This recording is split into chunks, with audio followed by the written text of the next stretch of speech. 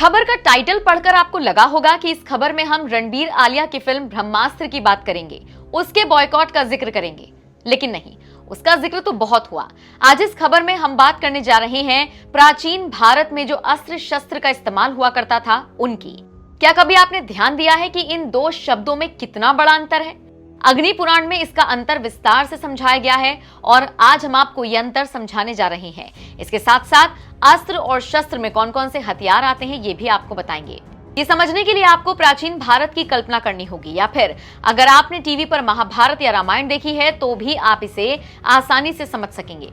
आपको याद होगा युद्ध के दौरान कैसे तीर कमान छोड़े जाते थे। इनकी अपनी अपनी शक्तियां हुआ करती थी। ये वो दौर था जब दो तरह के हथियार काम में लाए जाते थे। इनमें से पहला था शस्त्र। ये वो हथियार थे जो हाथ में पकड़कर चलाए जाते थे, जैसे कि गदा, कुल्हाड़ी, हथौड़ा, फरसा, तलवार, भाला। फिर दूसरे थे अस्त्र। इन्हें आप ऐसे समझ सकते हैं कि ये वो मिसाइल जैसे हथियार थे जिन्हें मंत्रों के उच्चारण से लॉन्च किया जाता था। अग्नि पुराण में अस्त्रों को 5 हिस्सों में बांटा गया है। पहला, यंत्र मुक्त, यानी वो अस्त्र जो किसी यंत्र से मुक्त हो।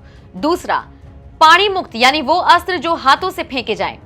तीसरा, मुक्त संधारिता, यानी वो अस्त्र जो फेंक कर वापस खींचे जा सके। चौथा, मुक्त, यानी कि वो अस्त्र जिन्हें फेंकना ना पड़े।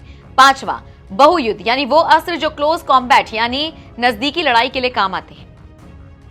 ये तो बात हुई अस्त्रों की। अब बात करते हैं इन 5 अस्त्रों की उप श्रेणियों की। सबसे पहले बात करते हैं चौथे अस्त्र मुक्त की। मुक्त में न किसी यंत्र का उपयोग होता था, न ही हाथ का। ये प्राचीन भारत के सबसे ताकतवर हथियारों में से एक माने जाते थे। इन्हें मंत्रों के जरिए ही चलाया जाता था। इसमें 5 हथियार शामिल हैं: विष्णु चक्र, वज्रास्त्र, ब्रह्मास्त्र, नारायणास्त्र और पाशुपतास्त्र। ये तो हमने आपको अस्त्र और शस्त्र के बारे में बता दिया। अब बात करते हैं उन हथियारों की जिनको आपने टीवी पर रामायण या महाभारत के दौरान इस्तेमाल होते हुए देखा होगा।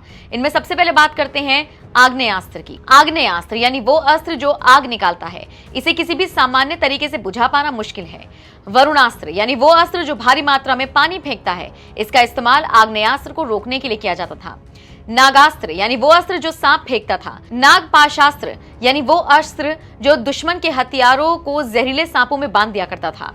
नारायणास्त्र ये सबसे ताकतवर अस्त्रों में से एक था। इसमें इतनी ताकत थी कि कहीं भी किसी को भी खत्म कर दे। इसे न रोका जा सकता था, ना ही खत्म किया जा सकता था। भार्गवास्त्र यानी वो अस्त्र जिसे परशुराम ने कर्ण को दिया। इसने एक ही झटके में पांडवों की एक अक्षुणी सेना को खत्म कर दिया था। ब्रह्मास्त्र जिसे सभी अस्त्रों का राजा कहा जाए गलत नहीं होगा। आज भी यही कहा जाता है कि इसके चलने से भयानक तबाही मचती थी। सब कुछ खत्म हो सकता था, बारिश बंद, सूखा पड़ सकता है। वेदों में इस अस्त्र को लेकर कहा जाता है कि इसका इस्तेमाल तभी हो जब कोई चारा न बचे। और अब बात करते हैं सबसे खतरनाक ब्रह्मांडास्त्र की। ये वो अस्त्र है जो पूरे सौर मंडल या फिर ब्रह्मांड को खत्म कर दे।